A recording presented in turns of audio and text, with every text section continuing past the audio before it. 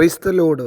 വേഗം വരുന്നവനായ നമ്മുടെ കർത്താവായ യേശുക്രിസ്തുവിൻ്റെ നാമത്തിൽ എൻ്റെ സ്നേഹവന്ദനങ്ങളെ ഞാൻ അറിയിക്കുന്നു. മർക്കോസ് സുവിശേഷം 13-ാം അധ്യായം 37-ാം വാക്യം, ഞാൻ നിങ്ങളോട് പറയുന്നതോ എല്ലാവരോടും പറയുന്നു, ഉണർന്നിരിപ്പീൻ. ഹല്ലേലൂയ. ഉണർന്നിരിപ്പീൻ. ദൈവസഭയ്ക്ക് തുടരെ കർത്താവ് കൊടുക്കുന്ന ഒരു ആലോചന അത്രേ ഉണർന്നിരിപ്പീൻ. ഹല്ലേലൂയ. ഈ അന്ത്യകാലത്ത് നാം ഉണർവുള്ളവരായി ഇരിക്കണം. ഹല്ലേലൂയ. യേശു കർത്താവ് എന്തുകൊണ്ടാണ് അത് പറഞ്ഞത്? ഒന്ന്, ഹല്ലേലൂയ, വേദപുസ്തകം പറയുന്നു, അവൻ എപ്പോൾ മടങ്ങി വരുമെന്ന്. കർത്താവിൻ്റെ മടങ്ങി വരവിൻ്റെ കാലം ഏതെന്ന് നിങ്ങൾക്കറിയാത്തത് കൊണ്ട് നിങ്ങൾ ഉണർന്നും പ്രാർത്ഥിച്ചും കൊണ്ടിരിക്കണം. ഹല്ലേലൂയ. അന്ത്യകാലത്ത് പലതും സംഭവിക്കും. ഹല്ലേലൂയ. അതിൻ്റെ ഒടുവിൽ കർത്താവ് വരും തൻ്റെ സഭയെ കൂട്ടിച്ചേർക്കാൻ. ഉണർവുള്ളവരായി, ഉണർന്നിരിക്കുന്ന കന്യകമാരെ പോലെ ഒരുക്കമുള്ളവരായി നാം ഇരുന്നാൽ നാമും എടുക്കപ്പെടും. പ്രിയരെ, ഈ അന്ത്യകാലത്ത് കർത്താവ് വരുന്ന നാഴികയും നാളും നാം അറിയാത്തതുകൊണ്ട് നാം അവനു വേണ്ടി കാത്തിരിക്കണം, ഉണർന്ന് പ്രാർത്ഥിച്ചു കൊണ്ടിരിക്കണം. ഹല്ലേലൂയ. ഈ ലോകത്തിൽ ഹല്ലേലൂയ മറ്റ് മനുഷ്യരെ പോലെ വെറുതെ സമയം കളഞ്ഞിരിക്കാനല്ല ഒരു ദൈവ പൈതലിനെക്കുറിച്ച് ദൈവം ആഗ്രഹിക്കുന്നത്. ഹല്ലേലൂയ, ഉണർവുള്ളവരായിരിക്കണം, ഒരുക്കമുള്ളവരായിരിക്കണം. ഏത് നാഴികയിൽ കർത്താവ് വരും എന്ന് നമുക്കറിയാത്തത് കൊണ്ട്, ഹല്ലേലൂയ, ആ നാളും നാഴികയും നമുക്കറിയാത്തത് കൊണ്ട് നാം അവന് വേണ്ടി കാത്തിരിക്കുന്നവരായിരിക്കണം. ഹല്ലേലൂയ. ആകാശം മാറുമ്പോഴും ഭൂമി മാറിപ്പോകുമ്പോഴും മാറ്റമില്ലാത്ത വചനം ഹല്ലേലൂയ ദൈവം നമുക്ക് തന്നിട്ടുണ്ട്.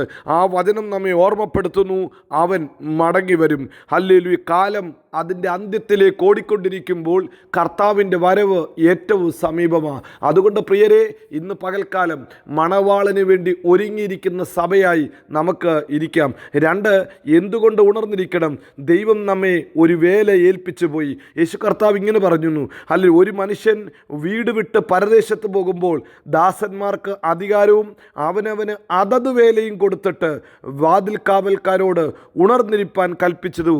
ഹല്ലേലൂയ. പ്രിയരെ, നമ്മെ അതത് വേല ഏൽപ്പിച്ചു. ഈ ഭൂമിയിൽ നമുക്കൊരു വേലയുണ്ട്. അതുകൊണ്ട് ആ വേല നമുക്ക് ഉത്സാഹത്തോടെ ചെയ്യാം.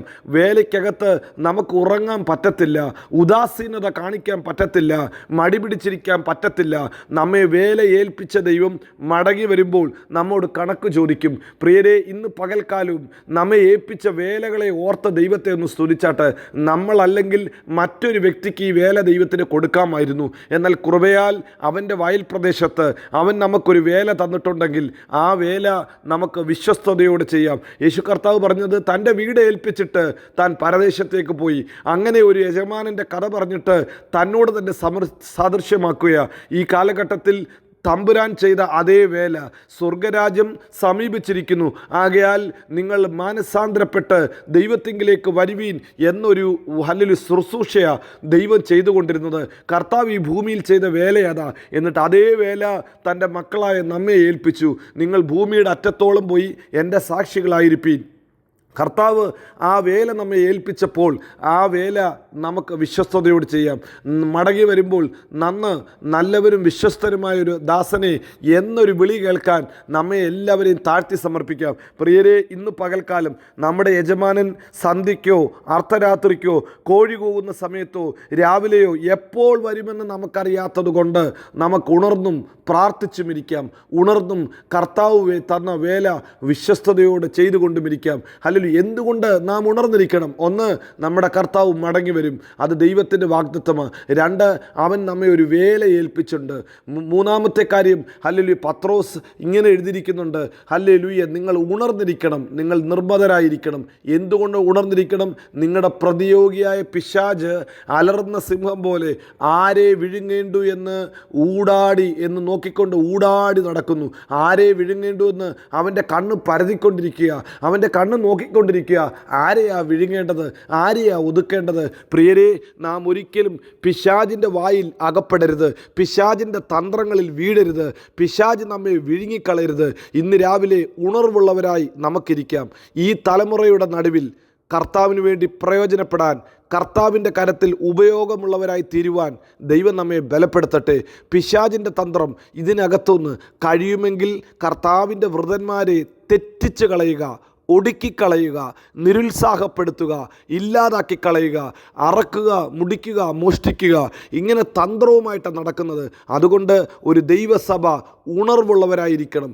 ദൈവസഭ ഹല്ലേലൂയ പിശാചിൻ്റെ തന്ത്രങ്ങളെ അറിയാത്തവരല്ലല്ലോ, അറിയുന്നവരായി ഉണർവുള്ളവരായിരിക്കുമ്പോൾ ഈ കാലഘട്ടത്തിൽ ഒരു അന്ധകാര ശക്തികൾക്കും ഒരു പൈശാചിക ബന്ധനങ്ങൾക്കും നമ്മെ ഒടുക്കിക്കളയാൻ പറ്റത്തില്ല, ഇല്ലായ്മ ചെയ്യാൻ പറ്റത്തില്ല, ഹല്ലേലൂയ ഒതുക്കിക്കളയാൻ പറ്റത്തില്ല.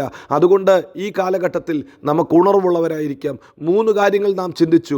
1, നമ്മുടെ കർത്താവ് മടങ്ങി വരും, അതുകൊണ്ട് ഉണർന്നിരിക്കാം.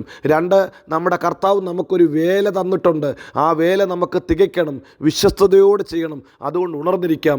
3, നമ്മുടെ പ്രതിയോഗിയായ പിശാച് അലറുന്ന സിംഹം പോലെ നടക്കുന്നത് കൊണ്ട് ഹല്ലേലൂയ നമുക്ക് അവൻ്റെ കയ്യിൽ അകപ്പെടാത്തവണ്ണം ഉണർന്ന് പ്രാർത്ഥിക്കാം. പ്രിയ പിതാവേ, ഇന്ന് രാവിലെ ഈ വചനം കേൾക്കുന്ന നിൻ്റെ എല്ലാ മക്കളെയും അനുഗ്രഹിച്ച് പ്രാർത്ഥിക്കുന്നു.